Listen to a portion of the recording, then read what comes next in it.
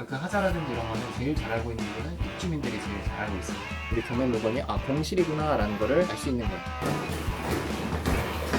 4층, 5층이 팔기 어려운 이유가 이거예요. 엘베 없는 4층, 5층은 여기서 확인하셔야 될 게 뭐냐면 옥상. 저도 힘드네.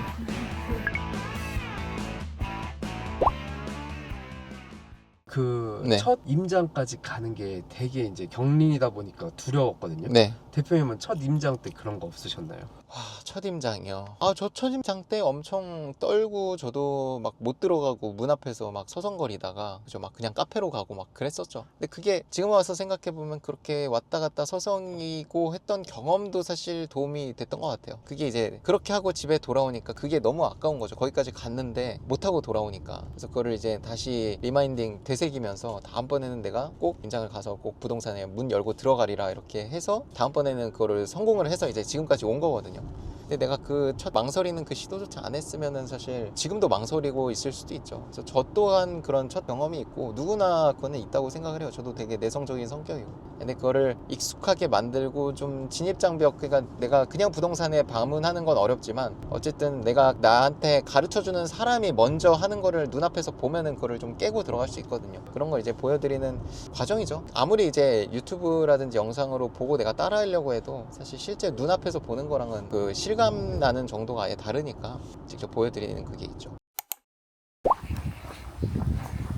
우리가 여기 온 거는 다른 게 아니라 뭔가 가격적으로 얼마에 쓸 것인가 이런 걸 조사하러 온 건 아니에요. 여기는 우리가 어떤 비용적으로 추가로 내야 될 금액이나 뭔가 이제 하자라든지 이런 걸 파악하러 온 거거든요. 그 하자라든지 이런 거는 제일 잘 알고 있는 분은 입주민들이 제일 잘 알고 있습니다. 제가 확인하는 방법은 이제 가스 밸브. 제가 영상에서도 뭐 여러 번 얘기는 했는데 가스 밸브를 확인하는 건데 이쪽 가스 밸브는 뒷판에 있는 것 같습니다. 지금 보시면 다 이게 열려 있는 거, 이게 평이 된 게 열려 있는 건데 지금 여기만 잠겨 있죠. 가스 직원이 나와서 이렇게 봉인을 해놓습니다. 그게 302호. 우리 경매 물건이 공실이구나 라는 거를 알 수 있는 거예요. 불법 점유자가 있으면 이거를 가스비만 따로 납부를 해서 이거를 개방을 해놓습니다. 그러니까 그 말은 뭐냐면 가스 공급 없이 사람이 점유하기는 거의 불가능하다고 보시면 돼요. 일단은 옥상까지 가볼 거예요. 걸어서 갈 거니까 올라가면서 계단 깨진 거나 관리 상태나 이런 거 한번 체크하면서 좀 올라오세요. 4층, 5층이 팔기 어려운 이유가 이거예요. 엘베 없는 4층, 5층은 이거를 매번 해야 되니까. 우린 지금 짐도 사실 많지 않은데 이 정도 힘들잖아요. 근데 짐까지 갖고 있으면 이게 왔다 갔다 하는 게 또 보통 일이 아니기, 특히 여름에는 또 땀도 나니까. 그래서 그런 부분이고, 여기서 확인하셔야 될 게 뭐냐면 옥상. 저도 힘드네. 만약에 내가 엘베에 있는 집, 그냥 5층, 4층은 하지 않으시는 걸 제가 아까 추천드렸고, 엘베에 있는 데는 또 하실 수도 있으니까 꼭 합층하실 때는 이거 확인하시고, 또 하나 이제 알 수 있는 거는 이제 이렇게, 만약에 저는 제 돈으로 했기 때문에 저희 구역만 했었거든요. 그럼 반절은 그대로 있는 거예요. 그럼 그걸 보면서 또 임장을 통해서 여기는 관리비라든지 이런 공동 관리 구역에 대해서 관리가 제대로 안 되고 있구나라는 걸 또 아실 수 있는 거예요.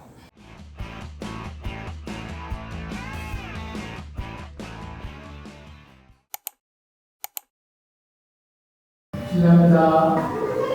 여기 밑집 때문에 나왔네요. 여기 지금 경매로 나왔는데 혹시 저희 세대, 윗세대가 부수라든지 피해를 당하고 계신가요?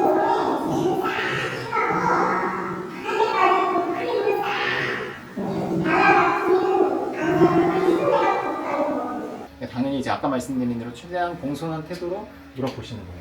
거실은 그나마 조금 남은 것 같아요, 거리가. 나름대로 이게 지붕도 좀 씌워져 있고 괜찮은 것 같아요. 저 지붕은 지금 옆 세대는 없거든요. 우리 집 옆에는 없는데.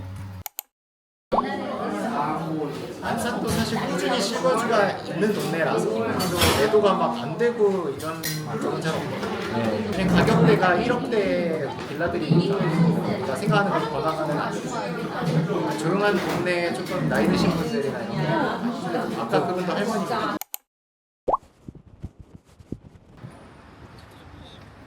거래가 되게 많으신가 봐요. 손님들이 많이 계시나요? 경매예요? 맞습니다. 봤을 때 가격이 이렇게 7천 정도에 되는 싶은데. 여기가 지금 전용 면적이 어떻게 돼요? 62.73 1억 7천이요? 그러니까 입주 가능한 물건인 거죠. 이게 방향이 어느 쪽이에요? 여기가 동향이래요. 동향에 막힌 동향이네요. 네. 근데 뭐 거실 쪽은 그래도 좀 간격이 있어서 옆빌라랑 아예 막혀 있는 느낌은 아니었어요. 해가 좀 들어오긴 해요. 건물이 있는 쪽에 거실이 있는 거 아니에요? 맞아요. 막힌 남양이네요. 막힌 남양은 남양이네요. 그래서 1억 7천에 요새 거래가 안 돼서 될 수 있을지는 잘 모르겠는데요. 공실 상태니까 입주 언제든 가능한 물건이어서 일단 깨끗하게 해서 내놓을 예정입니다. 3층이니까 가능할 것 같긴 한데 1층에 주차장도 있을 거고요. 플루팀이 다 있습니다. 장담을 못 하겠어요, 저도. 1억 6천에 내놓으면 괜찮죠. 잘 모르겠어요. 왜냐면 5천에 실제 거래가 되기도 하거든요. 2012년도는. 네. 근데 7천까지는 20년, 21년이 피크예요. 왜냐면 21년 6.17 때 여기가 투기과열지구가 묶였거든요. 그러니까 그 전에 오르면서 묶였기 때문에 아마 그게 제일 못 갈 거예요. 여기 그러면 공시가가 1억 900이거든요. 126%면 1억 3,700 보증보험 되는데 1억 3,700. 이걸로 보면 1억 6천이면 뭐 나쁘진 않을 것 같아서.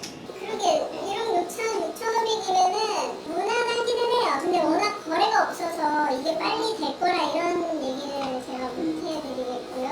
손님 계실 때 막힌 남양은 인기가 없다 보니까 조금 싸도 빨리 진행이 어려울 수도 있어요.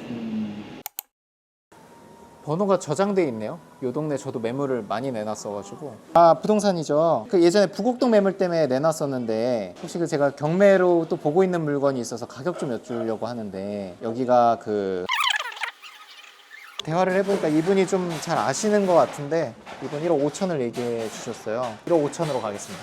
매매가 1억 5천으로 잡고요. 3개월 정도로 계산을 한번 해볼게요. 근데 다행인 거는 어쨌든 감정가가 높진 않아서 유찰이 됐음에도 입찰을 못하는 금액은 아닐 것 같아요. 계산을 해볼게요. 이렇게 하면은 이제 우리 차익인 거고 여기에 이제 소득세까지 감안을 하면 한 1,300 정도 남을 것 같습니다. 우리가 초기 총 투자금 3,300만 원으로 1,300만 원을 버는 거니까 그걸 나눠주면 이제 수익률이 되는 거죠.